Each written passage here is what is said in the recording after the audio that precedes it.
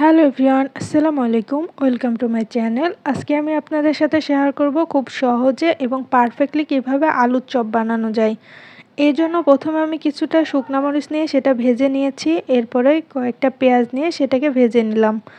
আমি এখানে আগে থেকে আলু এবং ডিম সিদ্ধ করে রেখেছিলাম। সেখানে ভাজা পেঁয়াজ এবং মরিচ নিয়ে নিয়েছি এবং এখানে সামান্য কিছুটা ধনিয়া পাতা নিলাম।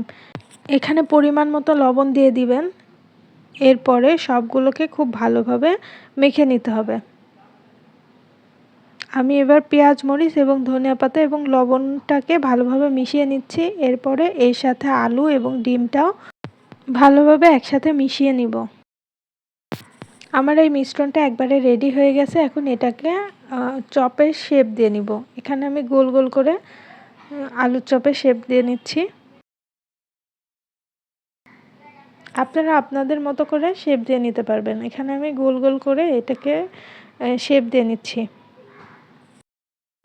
আমার সবগুলো আলুর চপ শেপ দেওয়া হয়ে গেছে। এখন আমি আলুর চপের জন্য বেসনটা রেডি করে নিব। এই জন্য হলুদ গুঁড়া 1 চামচ, লবণ 1 চামচ, সামান্য কিছু আদা বাটা এবং রসুন বাটা দিয়ে দিব। এর মধ্যে মরিচ গুঁড়া দিয়ে দিব 1 চামচ। এরপরে বেসন দিব পরিমাণ মতো। 1 কাপ মতো বেসন দিয়ে আমি এটাকে ভালোভাবে মেখে নিব। বেসনটা দেওয়ার পরে অল্প অল্প করে পানি দিবেন এবং এটাকে মিশিয়ে নেবেন। একবারে পানি দিলে এটা অনেকটা পাতলা হয়ে যাবে। এই প্যাটার্নটা এমনভাবে রেডি করতে হবে যেন অনেকটা পাতলা কিংবা অনেকটা ঘন না হয়।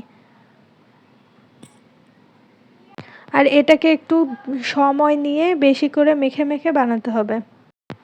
আমি চুলায় একটা পাত্র বসিয়ে তেল দিয়ে সেটাকে গরম করে নিয়েছিলাম। এখন আলুর চপটা বেসনে ডুবিয়ে এটাকে ভাজতে চলে যাব। এটাকে মিডিয়াম টু লো হিটে রেখে কিছুক্ষণ রেখে এটাকে ভাজতে হবে। সাথে সাথে উল্টাতে যাবেন না, একটু কিছু সময় রেখে তারপরে এটাকে উল্টে দিবেন। এভাবে 2 থেকে 3 বার উল্টে হালকা ব্রাউন কালার করে ভেজে নিলেই আমার আলুর চপটা রেডি হয়ে যাবে।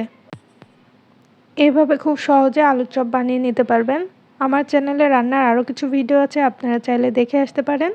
দেখা হবে পরবর্তী কোনো ভিডিওতে নতুন কিছু নিয়ে। সে পর্যন্ত ভালো থাকবেন, সুস্থ থাকবেন। আল্লাহ হাফেজ।